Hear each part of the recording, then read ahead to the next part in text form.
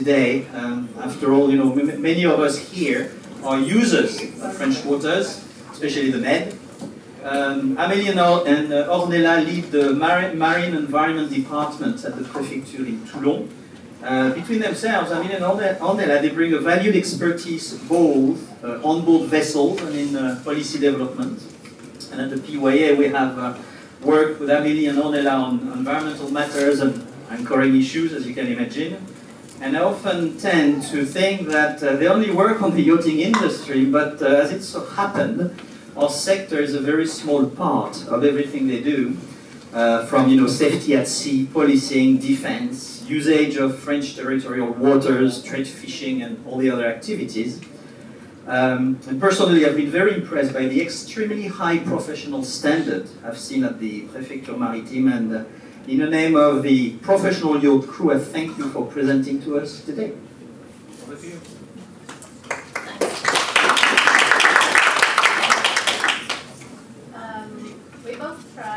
We'll both try to speak in English, but we may apologize for barbarism.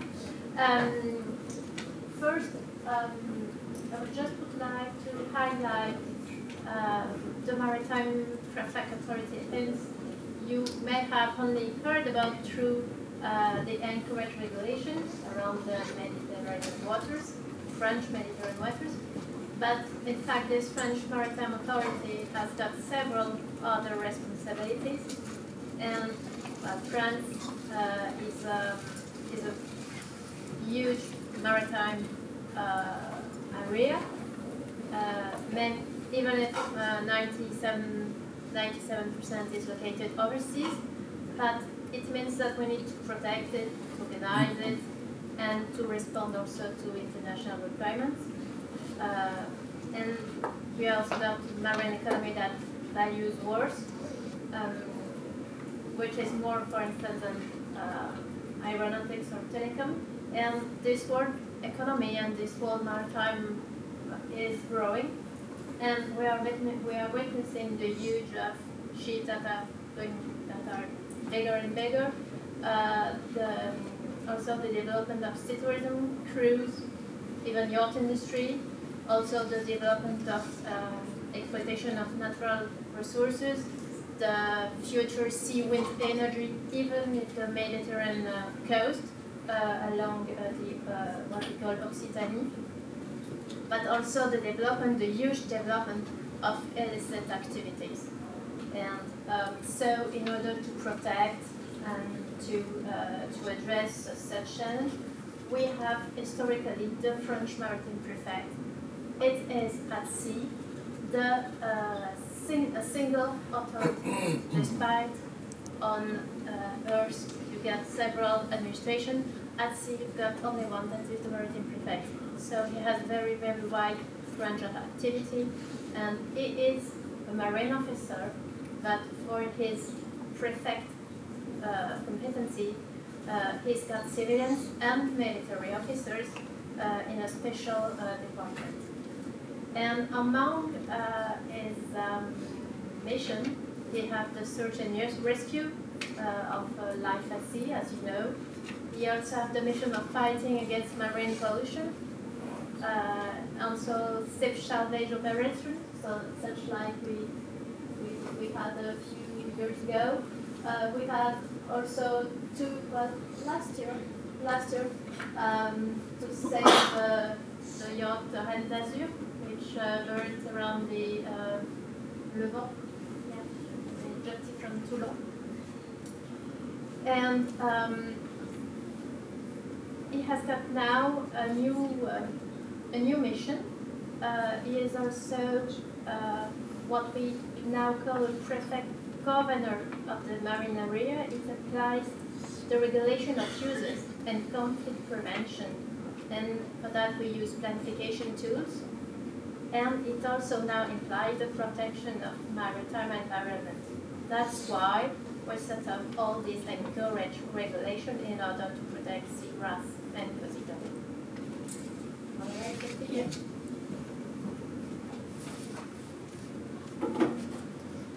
So as I've heard many different accents, from the previous presentation. I won't apologize for mine. Good evening. So I'm talking about the French anchoring regulation. No pressure. First, I'd like to say, just a slide, that in France we are very lucky, and I think we're lucky for two reasons, more especially on the Mediterranean French coast. First reason is because we have this very specific endemic seagrass, which is Posidonia, that I'm going to talk about later. And the second one is because we have a huge frequentation of yachts along our coast. As you may know, France has introduced new anchorage regulation which prevents yachts over 24 meters from anchoring within areas containing Posidonia seagrass beds. But what is Posidonia? First, I'd like to say that it's a seagrass and not a seaweed, meaning that it needs light to live. And where do we find light? Over 40 meters depth. So that's why we find it along the coast.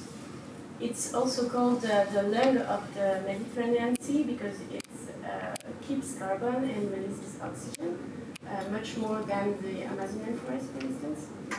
And it's also a nursery, so very important for all the species living in the Mediterranean Sea, and it protects the coastline from erosion. However, scientists or divers or seamen have noticed that Posidonia seagrass have decreased over the years because unfortunately this seagrass is incredibly fragile. And when it is destroyed, it's really, really hard to restore it. So, how to preserve it? First, let me say that it's a very highly protected species with international regulation, not only French one. So it's not just a French issue, it's an international issue. But France has been in advance in terms of regulation, but we hope that other Mediterranean countries will follow us and will invent or take our tools to protect the Posidonia on the upcoming years. So it was said in France, the Maritime Prefecture has set up a legal framework to protect Posidonia. It was an emergency answer as Posidonia was already protected at an international level since 1988. But scientists, scientific observation showed that first, Posidonia was continuously being destroyed. Second, that the main cause of this destruction was anchorage. And third, damages to Posidonia Mido were exponential from a certain size of ship. So, what was done? As you may see behind me, the legal framework is composed with various decrees. The main one has recently been updated and answers to the suite name of 131/2022. And it sets the general framework for anchoring in the internal and territorial French waters. There are many other decrees, which are local decrees, that are based on the scientific work that I've mentioned earlier, so observation. All these decrees were consulted with yachting professionals, with other administrations, with scientists, and they are the result of a long collective work. So we tried, for instance, to take all the yachting specification into account when redacting those decrees. All the restricted zones on the charts are shown on the decrees. You can find them on Bibles, just as yachting pages, for instance, or any website from professional yachting associations. So you understand, and you can see in this picture that our goal was not to just forbid and sanction blindly, but to find compromise between economical activities and the protection of the environment. So we have done quite many things in terms of solutions. The first of them was to develop mooring areas. Because as I've said, we recognize the positive economic impact of the yachting industry, as well as the efforts of yachting professionals, as you said, to protect the environment. That's why we encourage the creation of organized buoy fields and mooring areas with public as well as private funds.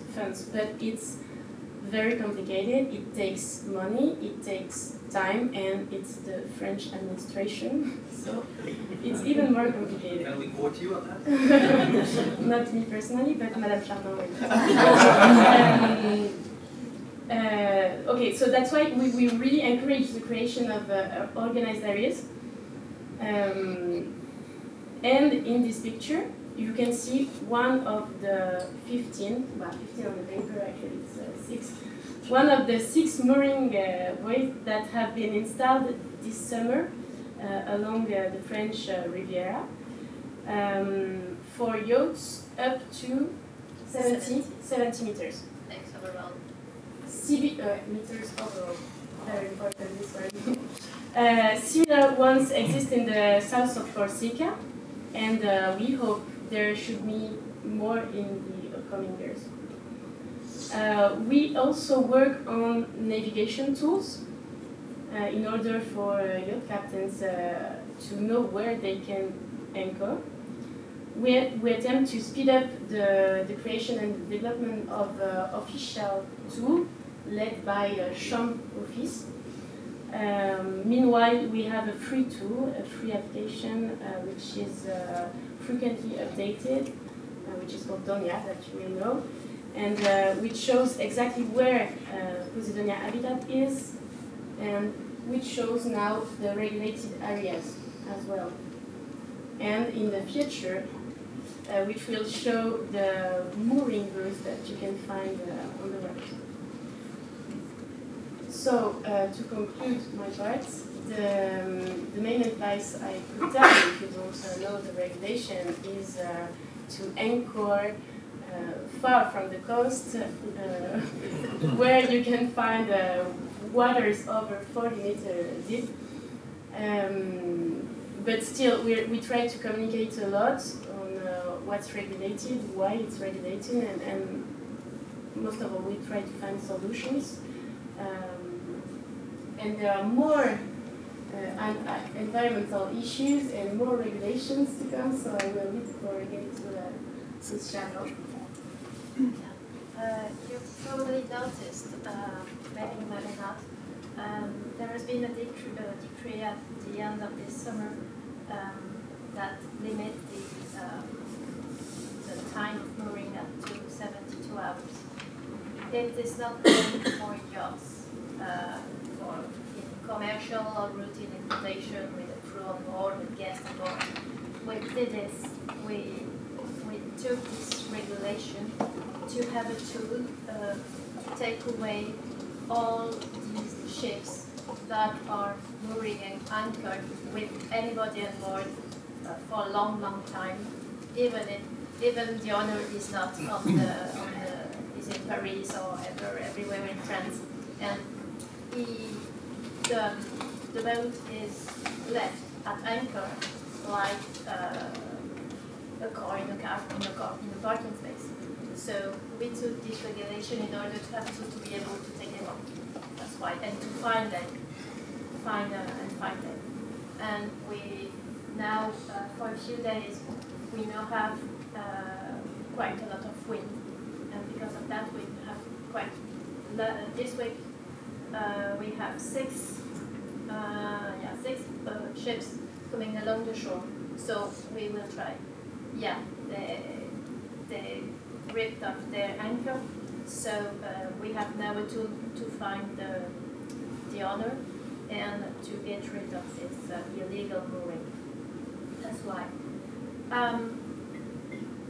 we also decided to frame the use of underwater light. There is a very, very interesting picture of them. I know that owners or guests like their yachts to be illuminated like a swimming pool, but the sea is not a swimming pool, and scientists have observed that this illumination, submarine illumination, disrupt the marine life. It creates either it bring fishes, or at the reverse it completely destroys some of them. So we decided that this illumination have to be vanished 2 hours after the sunset. Good. Thank you. It'll be recorded. Well, I know it's some guests or some owners want that, but we have to take this into account.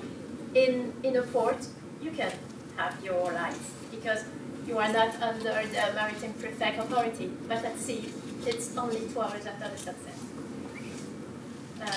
And also, I just want to highlight the last point. It's about the protection of marine mammals. You know that in the Mediterranean, we've got quite a lot of marine mammals, and it's an area they are gathering, especially in the summer, from June to August. And in Monaco, and also in Italy, and part of France, there is a special sanctuary, you must know about it. It's the Pelagos Sanctuary, and it's aimed at protecting those mammals.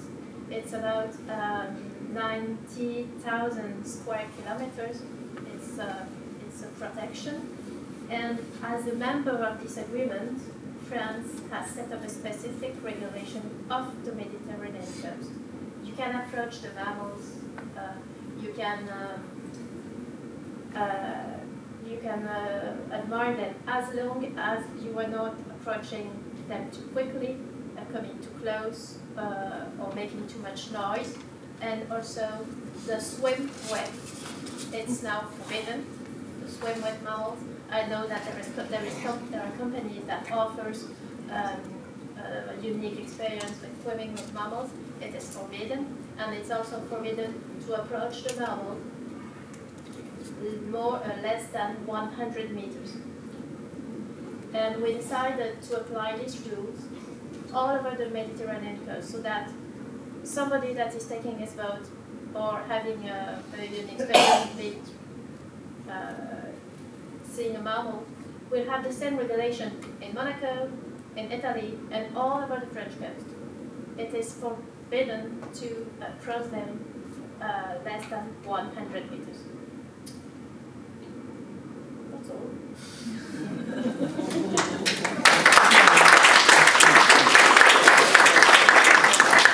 Before I give you the floor, one thing I'd like to say is the first time, when I heard of the first regulation, the arrêté on the Posidonia, I quickly sent an email to all the PYA members saying, be careful, be careful.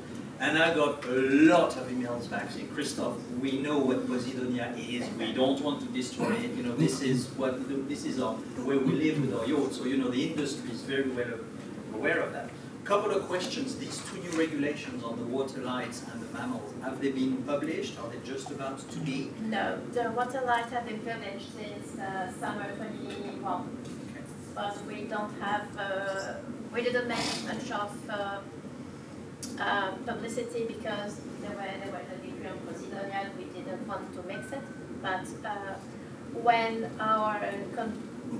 we found that submarine lights, we just asked the captain to put them off, just to remind them that 2 hours after the sunset they have to be traced off. So, and for the mammals, no, it's not that new. It's at the end of 2021, December 21, we decided to extend the rule of the 100 meters already existed, but we decided to extend it to the whole French Mediterranean coast in order to make only one regulation for the world. That one mustn't be very easy to enforce. But anyway, that's for another discussion. And do you, and last question, Rod, we've been, discussing during the seasons about, boats that were infringing the Posidonia regulation. Do you have any numbers of, the total number of anchorage and the number of boats that actually infringe the regulation? But I can say that there is 650 ships, more than 24-meter lengths of boat have been observed anchoring in a forbidden anchorage area. What I must confess is that when, there's no the English term for semaphore, but when the marine semaphore contact the yacht on BHF 16, usually, then 90%, there is no answer. So, well, I must say that it's not easy for us to contact your captain if they do not respond or watch the BHF canal. But I say it's a rule. I mean, I must admit that we've been exchanging on that for many months, and I had the feeling that, some boats were caught or observed in the Posidonia, and I have the feeling that what annoyed the authorities more, of course, they should not have been there, but it's really the fact that they were not maintaining the watch that really pissed them off. All right, anyway, thank you for that, Rob. And just to say, there have been nearly 40 yachts fined. 40, yeah? Yeah, 40. And all this because it's a special procedure, and then be transmitted to the Maritime Prefecture in Marseille. And I must admit that the P-way, we're going to have to do something about this, because there have been a number of yachts who have been boarded by customs or by the Gendarmerie Maritime and who've been handed summons to appear in court in French. Most of our yacht captains don't speak French, so they just email me the thing, Christophe, what can I do? I mean, I gotta go to jail. So I usually try to talk to our friends from the authorities, but it's something that we really need to raise awareness, and it's something that we are taking seriously anyway. Anyway, Rob? Yeah, the regulations that we've been talking about this evening are sensible regulations, and they need to be enforced. Now, these buoys, you say you've got 6 of 15 available at the moment. You need 600, and it's going to cost an arm and leg. So, why do the French authorities not charge a fee for mooring anywhere along the coast? Like they do at the Maritime Park, for instance, in the Straits of Bonifacio on the Italian side. And like they do in the Bahamas, if you go in the National Water Park there. They're not charging up, they charge. And one thing that owners don't have a lack of is some steady cash on board. And they can afford to pay a fee per day. These buoys are private, so they are you have to pay to use them. You can book them online, and there is specific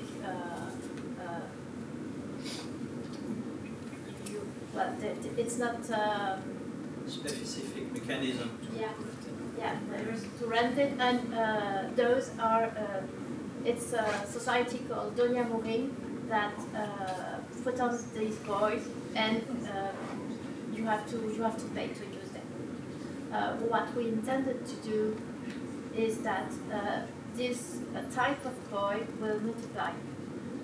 You've got a special mooring area that will be, I hope, set up in Ramatuelle next year, near Saint-Tropez, and there will be up to 60 buoys for fishing. You also have these, they're different, but you have 15 buoys in Bonifacio in Corsica, And we intend, there is a project to intend 6 or 8 in South Florence in the North Coast, yeah, where there is, it's yacht spots. Je pense que ce que Rod voulait dire, c'est comme au Bahamas. Payer tous les points, why don't we do it here? I mean, that would bring a lot of money, Yeah, but... there is a, you know, France is very schizophrenic for that. Sea is the place where everything, sea means freedom.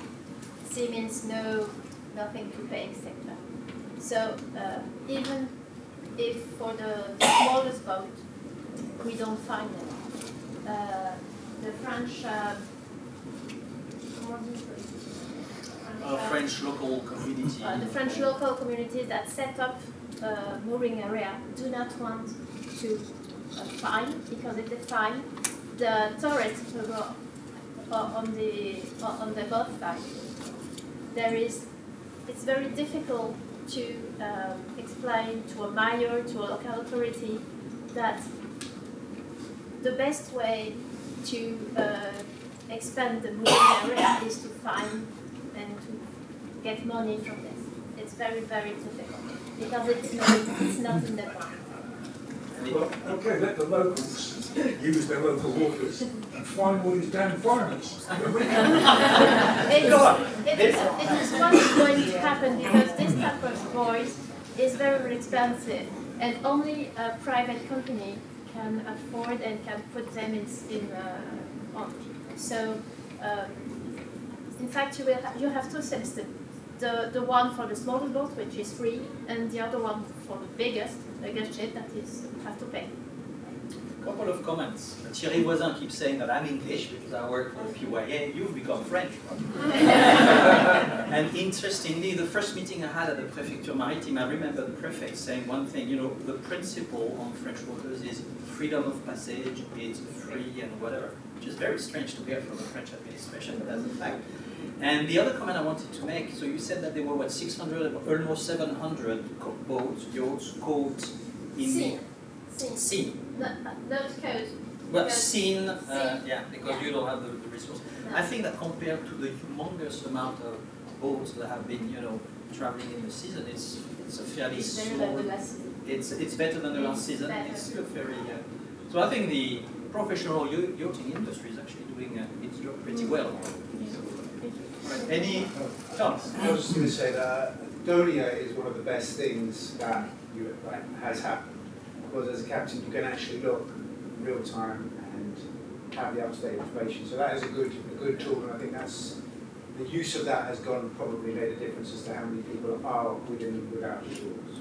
So that's a good thing, I think. Donia is good. The other point I was going to make is that I think is often overlooked is that mooring fields. One thing you have to factor into a mooring field is you have to have someone who's going to attach your boat to the buoy. And that is an ongoing cost. You've got to have someone in a tender. A lot of boats aren't going to have the capacity to necessarily put a tender while they're not moored to attach themselves to the buoy. So I think as it's thought about in the future, okay, these mooring fields, there's going to have to be a charge because there's going to have to be someone there to attach you. And that's something I think is forgotten in the idealism of, you just use the buoy, it can be free, but there's not only the cost to put it there, there's the cost to operate it, which has to be funded somehow. But we are very lucky that the Prefecture Maritime is really listening, and we are speaking very regularly. So they will, I'm sure, you know, they will welcome feedback from captains, from usage and stuff like that. So we are fortunate to have a voice. Kim? This was exactly what I wanted to ask. So if, like, captains from the area have feedback for the French authorities on these mooring issues that they may have, how can they get in touch with them, or can they contact us and then we maybe we should do a survey. We should do the QA. We should do a survey. Because we know we have a lot of captains who, you know, have tried, have experience in like the summer season, so they'll have useful feedback for the authorities of how to implement, you know, better solutions for. Let's do that at the end of the season. Let's do a survey of the captains, of the users, and. That's what we did last year regarding several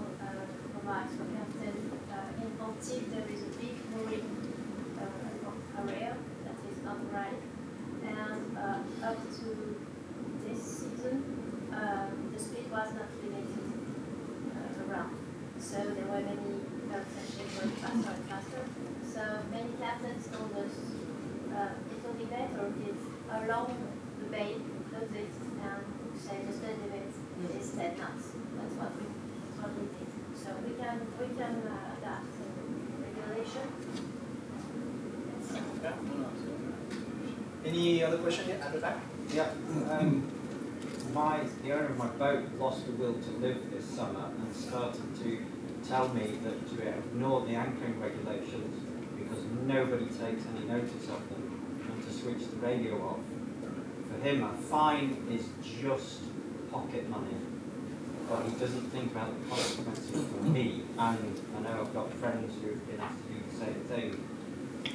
To him, there's no consequences to it. What do I say to him? The next time he says, I want to go there, ignore everything, there's other boats already there. It's true. And every time I have to put my hands up and say, I can't go there. And there's it's no true. consequences Yeah. to him. This is the pressure on the captain from owners or guests. And I must admit that from time to time, at the PWA, we get calls from the Prefecture Maritime and about a boat. And the first thing we are asked is, why was the boat there? Is it pressure from the owners? And it's true that, the fine, even though for me it's humongous, for a boat it's nothing. But tell me if I'm wrong, but some individuals, especially repeat offenders, boats, captains or whatever, could be banned from working in French waters. The first person that would be fined is the captain, because we consider that the captain is the boss. But we have another two. It's if the boat is regularly entering the non-authorized area, the Maritime Prefecture can decide that they will no longer coming to the French territorial waters. It can be done. I've known of several well-known yachts who have been repeat offenders. That's some very well-known ones. We can take banishment. We don't need a decision of justice. We can take among our regulation. So An alternative could be, instead of total banning, just detain the yacht in port for 72 hours or it's something like that. complicated for us because we don't have the Maritime Prefecture do not have the power of detention. We have the power of banishment of yacht. We can say to a yacht, you will not go, you will not come in our territorial waters, but we cannot detain. We Prefecture Maritime, we don't have this. French are normally good at writing rules. Don't start, you Frenchman. We don't. I was just wondering, because you don't get any replies from the captains, obviously you're making an audio call. Why don't you use a DSC call and issue a fine on the MMSI number? It's very simple. We cannot fine just on using the IS signal. We have to come on board and specifically report the collision. No, So the AIS is the AIS position cannot be used legally. it's a tool, it's an app, but it can be the purpose. It can be the only purpose for give a fine to the yacht. But what we do is that we have a top 10 of Repeat yachts. offenders, yeah. Yeah, repeated offenders. And we give this list to all our control units and the traffic. And that's why we make 40 fine. It's not the first, they were all repeated offenders. And I must admit it's true. I mean, they cannot just fine on the IS. They need to have humans to witness the thing and blah blah blah. But if you send out a DSC individual, right, individual message, and that means that when he switches on, his DSC alarm is going to go off saying that he has an individual call coming in. Yeah, And but that individual call is going to say, look, you have to contact us on the VHF channel. that doesn't work. They do not answer. And I must confess that our semaphore is not the first station. It's one of them. So they spot when they spot a yacht in a non-authorized area, they try 3 or 3 times with the VHF. If there is no response, they note it, and then it's tracked for the next time. And they have much less gendarmes at sea than they have on the road. You know, they don't have the means that for the land. But overall, you know, the yachting industry, I personally think is doing quite well. And I know that some captains, you know, they have bonne foi, you know, they are in good faith sometimes. But anyway, it's work in progress, and at least we have an open channel with the authorities to feedback some of your experience and suggestions.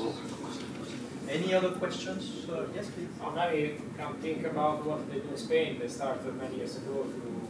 Yeah, I went to the Balearic repair and Ornella. Exactly. And there is just a simple dinghy, but you drop the anchor, comes, through, without telling you nothing, says, give me in the wrong place. Very gentle style, not the style, and very gentle, Yeah, very gentle. 3 times, that's okay, sorry. You drop and we move. And after you are constrained to move the boat 2 times, 3rd time you don't go to drop the anchor. And it's something that we discussed very early on, but of course, you know, even the, I mean, I don't want to answer for you, but you know, local authorities also have in France, you know, their ways of doing things, and it's, I'm sure they would have done it. Yeah, the fact is we have many kilometers of coast and many bays. We decided that, for instance, the Posidonia seagrass was so damaged that we say that it was less what we could authorize the mooring because the Posidonia has gone and it would never come back. In Antibes, we decided that some of the Posidonia could be saved. That's why there is a quite big authorized mooring zone. But we have so many kilometers of coast kilometers, we cannot do that.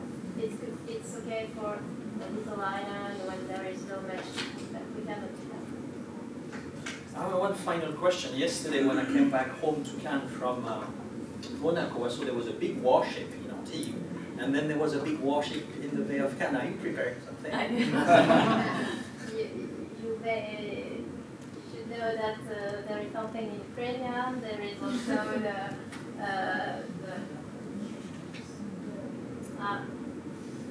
Black Sea. Okay, so probably things you could tell me, but you'd have to kill me, I guess. All right. Any other questions for Amelie or Ornella? Well, thank you very much.